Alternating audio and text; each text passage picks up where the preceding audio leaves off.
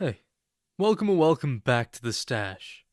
The holidays in the Marvel Universe are always a little strange. You got world-saving heroes trying to slow down for just one night, awkward parties where gods, mutants, and vigilantes all pretend they're normal, and somehow, Spider-Man right in the middle of all of it. There's something about that, about seeing these characters we all know so well just enjoy the holidays. It's one of my favorite kinds of superhero specials. We get to see them laugh, celebrate, and remember who they are outside of the chaos. And every once in a while, Marvel puts out a story that captures that exact feeling. This year, we got one of those. A comic that isn't about saving the universe, but about something a little more warmer. And for me, that's exactly why I picked it up. So, let's talk about Spider-Man Holiday Spectacular. But hey, real quick, here at the Stash, we're swinging for 25,000 subscribers. Now that's a tall order, I know, but with great power comes great responsibility, and all you gotta do is click subscribe. So if you're into Spider-Man or just comic book deep dives, feel free to stick around. Also be sure to stay to the very end for another episode of Comics from the Stash. This time, I'll be going to my holiday special issues from my very own comic collection. But, with that all said, let's get right back into the video.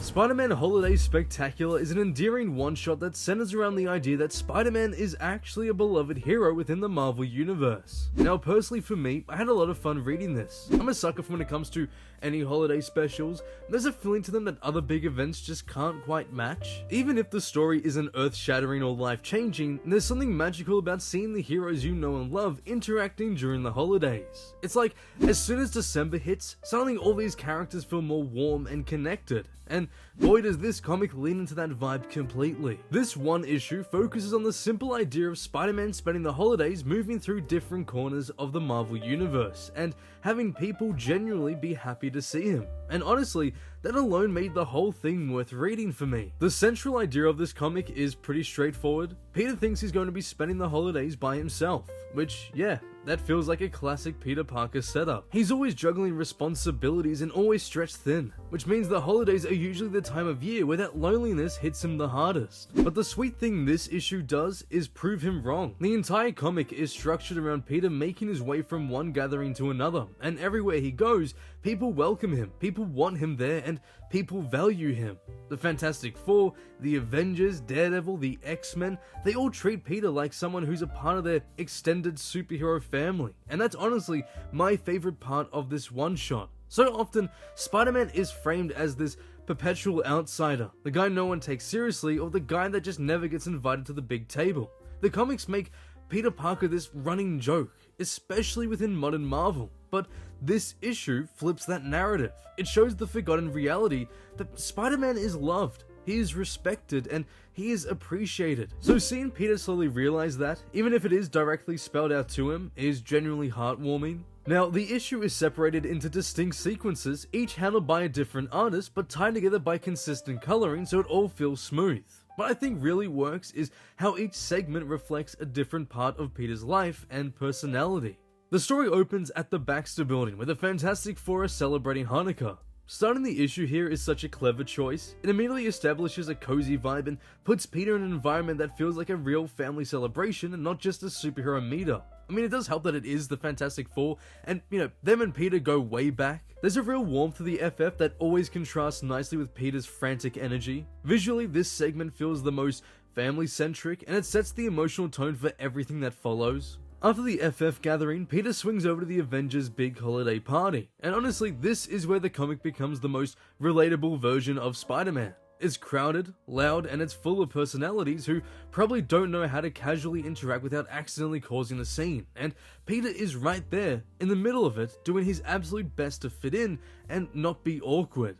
It's entertaining, and it gives the holiday special a great burst of energy right when it needs it. I also like how this part reinforces how connected Spider-Man really is. He may not be a constant Avenger, but he is absolutely someone these heroes care about and enjoy having around. Now, my personal favorite part of the comic has got to be the Daredevil section. One of, in my opinion, the smartest choices in this issue is that it doesn't try to keep the party tone going non-stop. Right after the Avengers sequence, things slow down. Peter teams up with Daredevil for a smaller, more grounded moment, and it gives the comic a really nice emotional balance. It feels like a breather, a reminder that even during the holidays, these guys are still heroes. heroes that bring joy and inspiration to all those they serve. I love how it also highlights the bond between Peter and Matt in a subtle, understated way.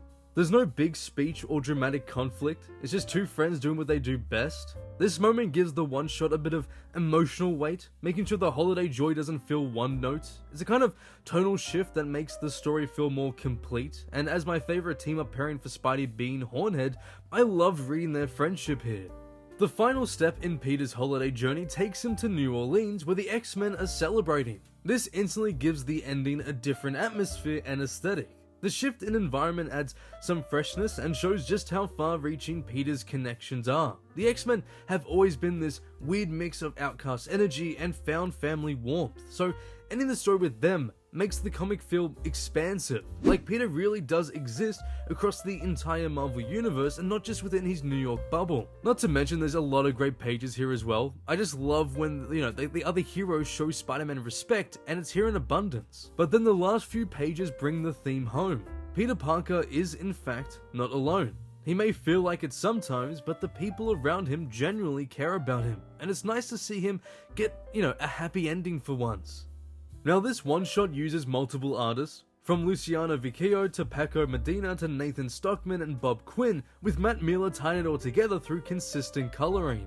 Normally they could make a comic feel uneven or choppy, but here, because each artist handles a different location and cast of characters, the shifts actually make the story better. Plus, not to mention we get this absolute gem of a Peter Parker design. I mean, this is literally perfect. I haven't seen a Peter Parker look so much like Peter Parker in forever. One of the reasons this comic works so well is because it understands what makes holiday specials fun. It doesn't rely on cheap sentimentality or forced emotional shortcuts, where instead it leans into warmth, humor, and the specialness of the holidays. It feels like flipping through a scrapbook of holiday moments within the Marvel universe, and while none of these scenes are groundbreaking, they're still incredibly charming, and I believe that's all it needed to be. For me, the best thing this one-shot does is reinforce Spider-Man's importance to the Marvel universe outside of massive crossovers or death-defying battles. In this, it shows him as someone people actually want around, as well as someone who is embraced rather than isolated. It's a side of Spider-Man that doesn't really get explored enough today.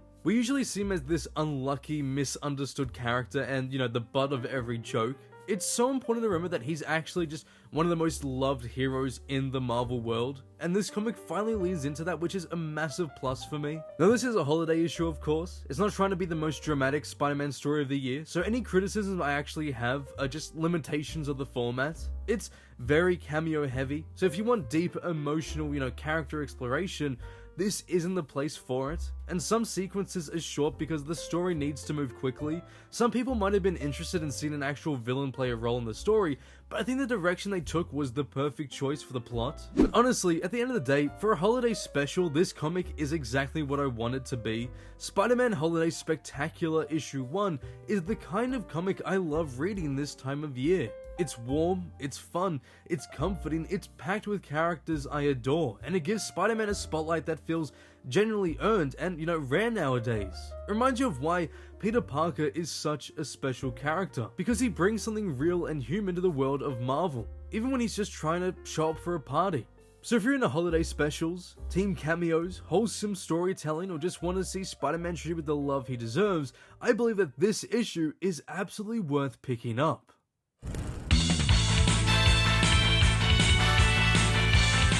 Hello and welcome back to another episode of Comics from the Stash. This time I'm going to have my holiday themed issues from my very own comic collection. Now when I was writing the video I was like, surely I have a lot, right? I got like 3,000 issues, I believe. I've only got 2 proper holiday themed comics, which is kind of embarrassing, I guess.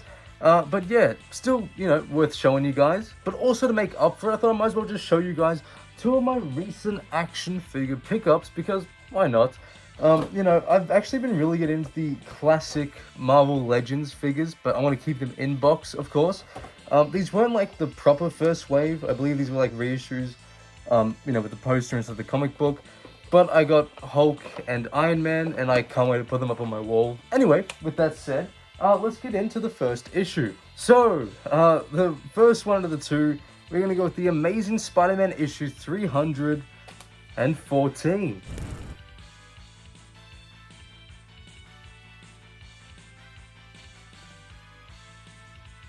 I actually do really love this cover. Todd McFarlane did a great job. I just love Santa Claus and just Peter and MJ getting kicked out of their apartment. You know, worst time of year. But I do really love, my favorite part is the corner box with Spidey's little Santa hat. And then to end this very short episode of Comics from the Stash, we have the Amazing Spider-Man issue 166.